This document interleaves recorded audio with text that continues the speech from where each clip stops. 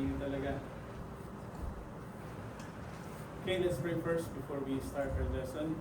Lord God, our Heavenly Father, we want to thank you for another beautiful day you have given us, Father. Thank you once again for giving us opportunity to study your word again, Lord. As we study again about the Holy Spirit in the Old Testament, Father. Lead us, O Lord. May your Holy Spirit guide us and illuminate us. Illuminate, Father, the things that we need to learn tonight. Bless our study tonight. In Jesus' name we pray. Amen. Okay, so it's a continuation of our study. Everyone has a handouts book. Yeah.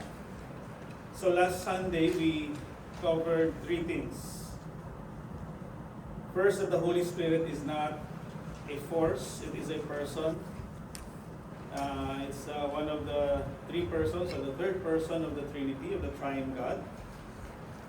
We know it's a person because it has a will, volition, it has knowledge and affection. It doesn't mean na kung walang body, bones, or blood, hindi siya person, but it has a will, knowledge, and affections. The Holy Spirit is not something that you use na parang gamit. He is someone you submit to. Okay, so that's the first thing that we cover. Second, the Holy Spirit was active in creation.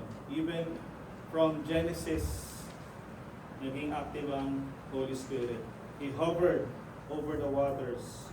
He brings order out of chaos. Life out of emptiness. Like yung example natin kay Mary, He gives life to an empty wound. Siyang nag-shadow kay Mary para mabuo si Jesus Christ. And third, in the Old Testament, the Spirit, one of the ang work ng Holy Spirit in the Old Testament, and then we will tackle more today. The Spirit empowered selected people for specific tasks. So yan ang work ng Holy Spirit ng Old Testament. Like Samson, he empowered Samson by giving supernatural strength, yung mga propeta and the kings, and even craftsmen like Bezalel. And we ended with a hard warning na empowerment, again, is not the same as salvation, na kagaya ng nararanasan natin ngayon. Being used by God, again, is not proof that you belong to God. And being used in the ministry doesn't mean you are children of God. So empowerment is not the same as salvation. So today, we will finish with the most important part, or with most important point. And yung number 4, because everything we studied last week was building towards dito sa number point, yung wish ni Moses and its fulfillment at Pentecost. So if you open your Bibles to Numbers 11, let's go to Numbers 11 and let's read.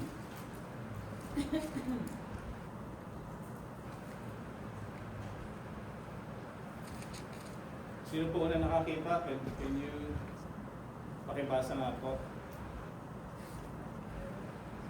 11:25 po.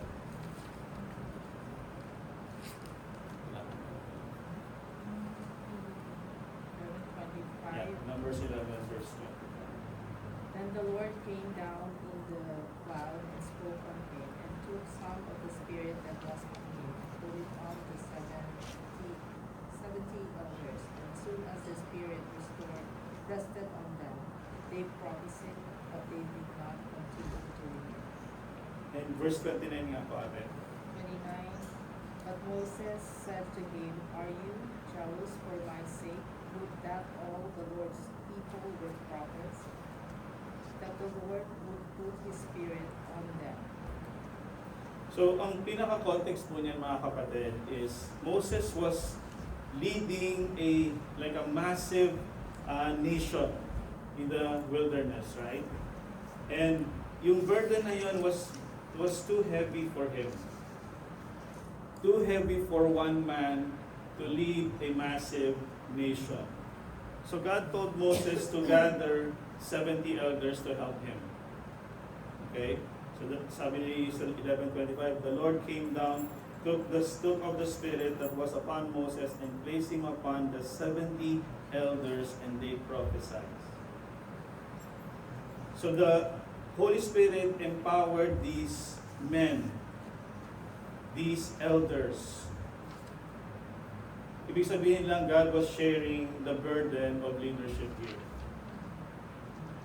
But then something unexpected happened in verse 29. Two men, si Eldad and Medad, wala sila sa tent nung ginather yung 70 elders. Kasi yung mga nasa mga tent, yung 70 elders na-empower na ng Holy Spirit yun.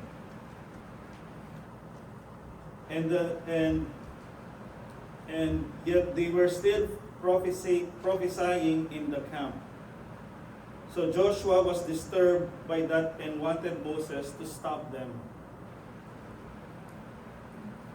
Ano sabi ni Moses sa verse 29? Would God that all the Lord's people were prophets, and that the Lord would put His Spirit upon them? Ano nangyari? This is not just a random emotional comment.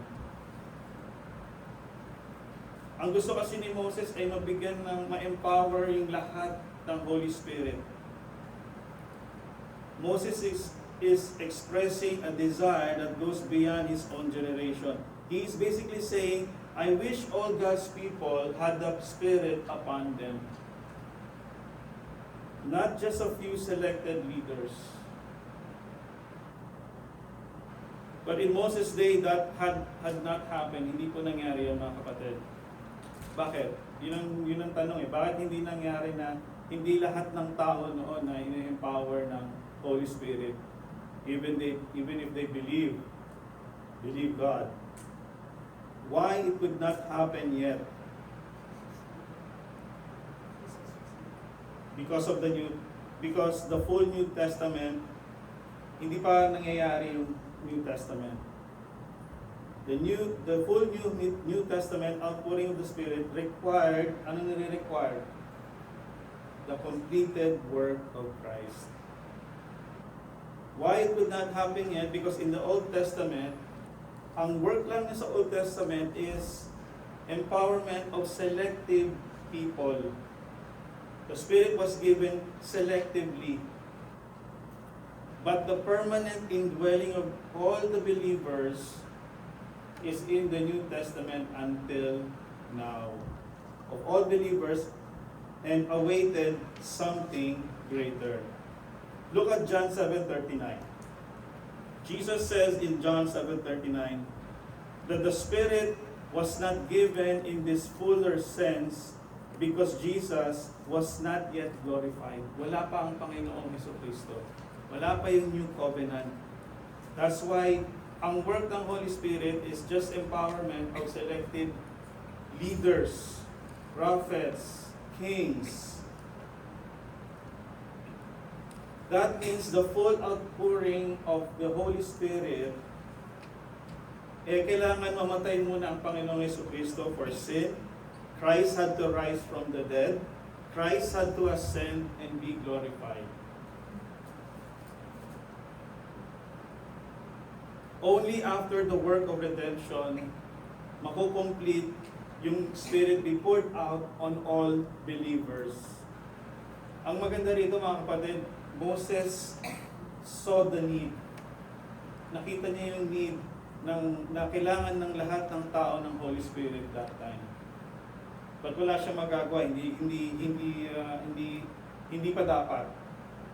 Because inaantay pa ang Panginoong Jesucristo sa New Testament.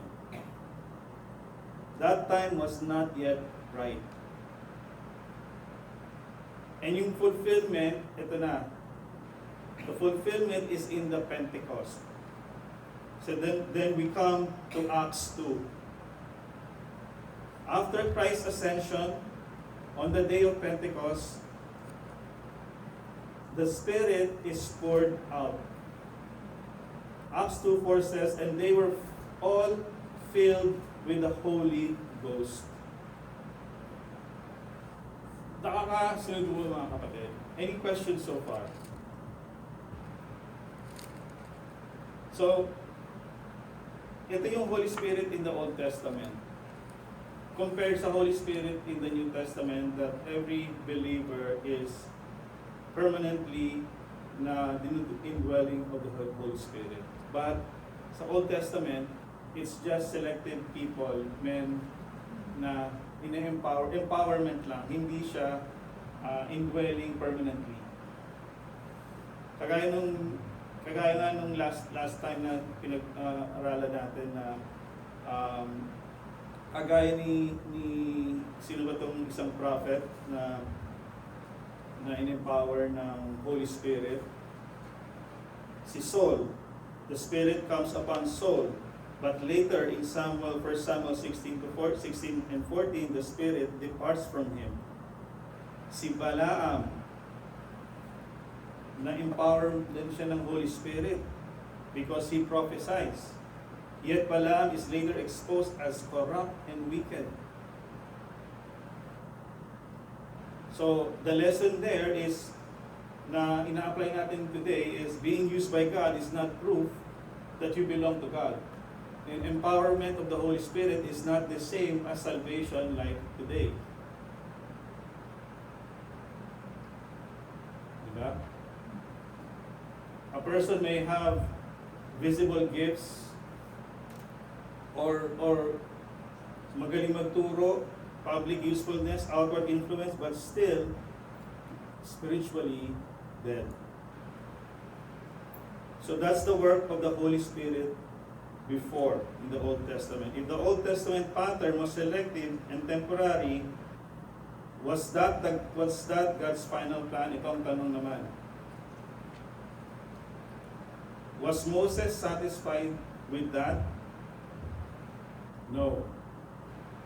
Moses longed for something greater. Ito nga yung wish niya na lahat dapat ng tao o lahat ng believer ay mag-i-indwell ng Holy Spirit. That's his wish. And mangyayari nga lang yan kung dumating na ang Panginoong Jesucristo. Na-fulfill na, He had to die sa cross ng Calvary. He had to die and be resurrected. And Christ had to ascend and be glorified. Any questions po? Magulo po ba? So, now, darating na tayo sa Acts 2. After Christ's ascension on the day of Pentecost, the Spirit is poured out. Sabi sa Acts 2:4, and they were all filled with the Holy Ghost. In-explain din ni Peter sa Joel 2. Sabi ni Peter sa Joel 2, I will pour out of my Spirit upon all flesh. All flesh. So let's be careful about this, mga kapatid. All flesh does not mean every human being without exception is saved. Dito tayo madalas magkaroon ng doktrinang mali. Hindi lahat po ng tao maliligtas. Hindi porket sinabi ni Peter dito, I will pour out of my Spirit upon all flesh. All flesh does not mean every human being without exception is saved. It means lang na the Spirit is no longer restricted in the Old Covenant. Hindi siya restricted to the Old Covenant to narrow class of people such as prophets, kings, and selected. Hindi lang siya restricted sa mga prophets and kings. But now, the Holy Spirit is poured out broadly upon God's people. Ito yung shift. That is the shift. Old Testament, ang contrast niya, in the Old Testament, Spirit came upon selected individuals, madalas for specific tasks. And that empowerment, again, was not the same as salvation. Di porket in-empower ng Holy Spirit, saved na during that time, Old Testament.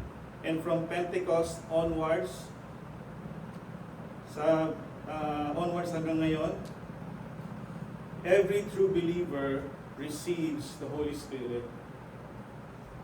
And the Holy Spirit indwells permanently sa mga mananampalataya.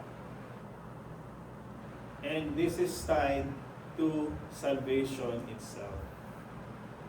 So ito yung naalala kong tanong ni Pastor Will ng pagkakaiba ng Holy Spirit ng Old Testament at New Testament. They are the same Spirit, the same triune God, the third person.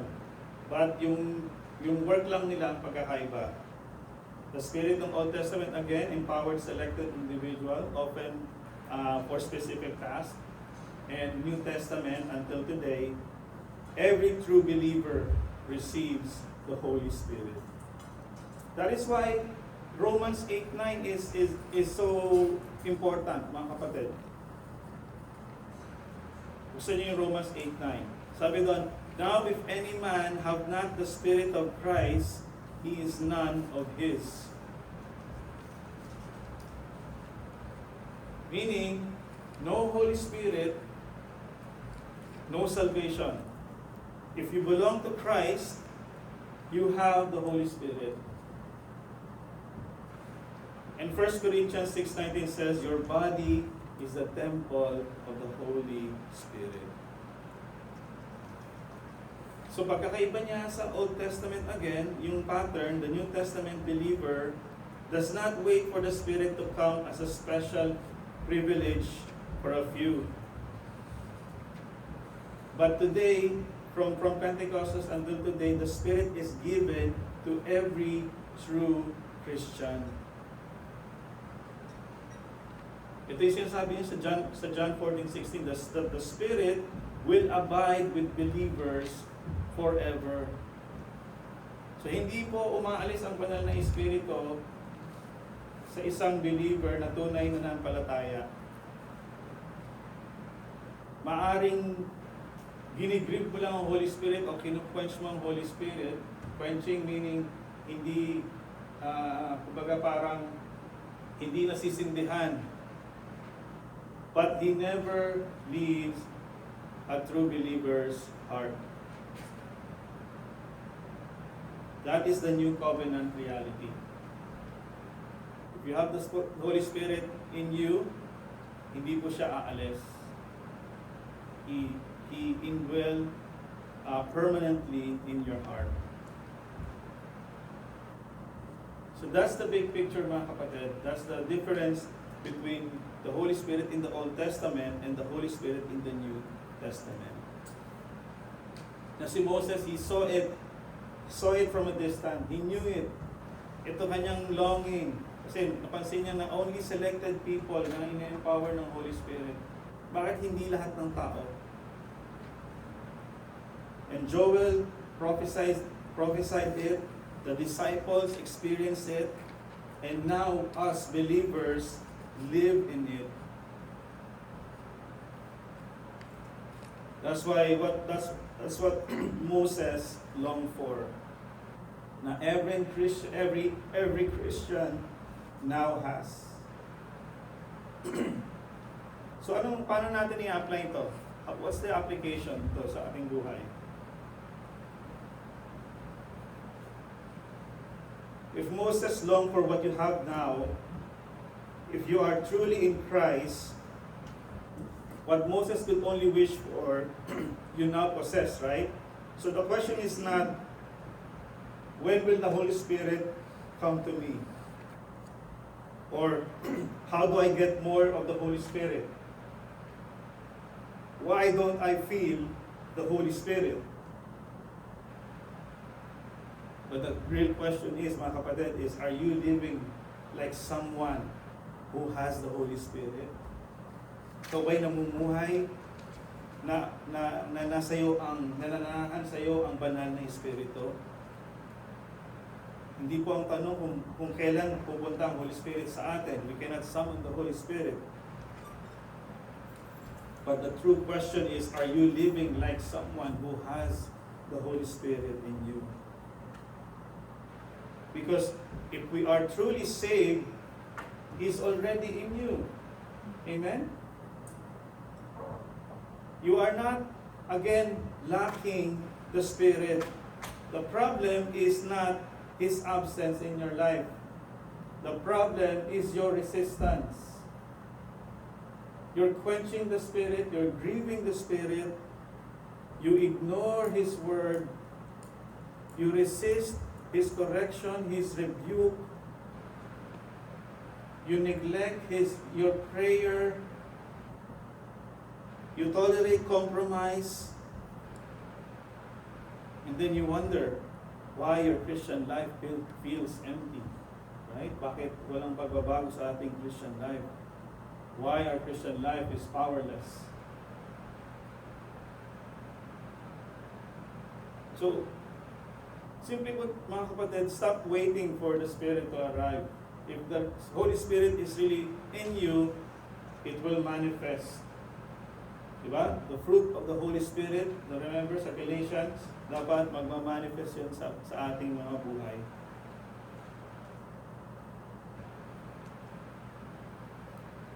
So 5 minutes. So let's go back to the question we started last week. Just a review. So who is the Holy Spirit? Again, He's not an impersonal force. He's not a feeling. He's not an emotion. He's not like an energy that you can control. But He is the third person of the Triune God. Same attributes of God. He is fully God. He is personal, holy, sovereign, permanent. That's what the Holy Spirit is. Kaya hindi natin siya tinatawag na it. We address Him as He, not it. And in the Old Testament, He empowered again selected people for specific tasks. Until sa Pentecost, through the finished work of Christ, He was poured out, the Holy Spirit was poured out on all believers. True believers, genuine believers. And He has never left. So huwag niyong iisipin na, pag nagkasala ako, ang Holy Spirit ay umaalis. No. You're just quenching, you're just grieving the Holy Spirit. Of course, you still have your part.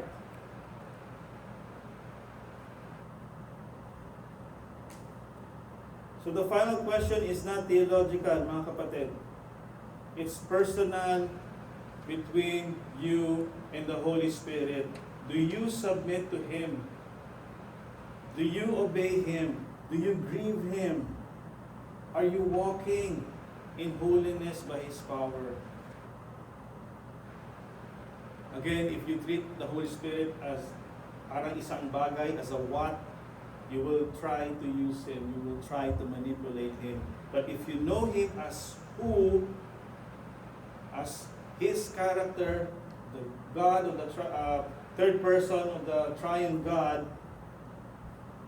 you will bow and submit to Him. Kasi yan ang problema talaga, hindi lahat ng tao kilala ang banal na Espiritu. Kala nila isang force lang or isang Espiritu lang. No, He is God.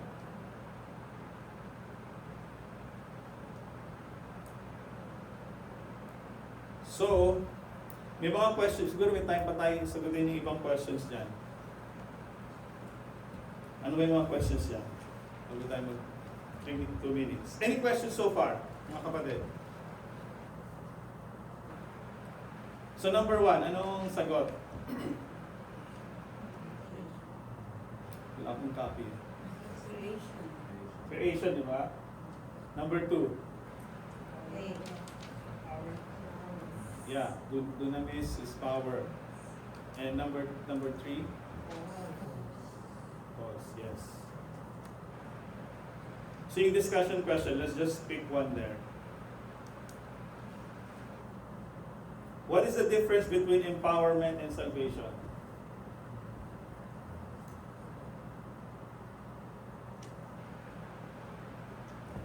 Ano pong difference na? Ano ba? Sa question. In the Old Testament, they were just empowered, but in the New Testament, all believers who believe Jesus as God, Yeah. who are saved are the Holy Spirit. Right. So empowerment means, again, the Holy Spirit gives someone ability to selected people, or like parang kay Samson, binigyan ng strength, supernatural strength to perform a task. And salvation, it means regeneration, right? Means the Holy Spirit changes your heart of stone to a heart of flesh. Changes person's heart and gives spiritual life. That's the work of the Holy Spirit. From spiritually dead to born again. Last question. Are we depending on the Holy Spirit in our daily Christian life?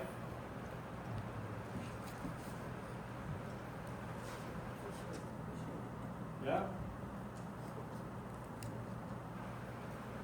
Kasi many Christians say they believe in the Holy Spirit, but practically speaking, they depend on their own wisdom. They depend on their emotions, on their discipline, personality, strength. They don't depend on the Holy Spirit.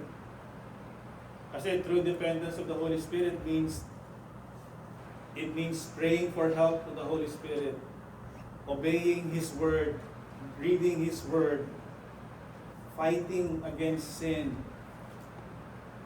seeking holiness, and be relying to God rather than ourselves. So, yeah, I think that's the end of our part 2 of our studying the Holy Spirit in the Old Testament. So next week, mga kapatid, we're gonna study Holy Spirit in the New Testament naman. So, yeah. Thank you mga kapatid, and yeah, that's po.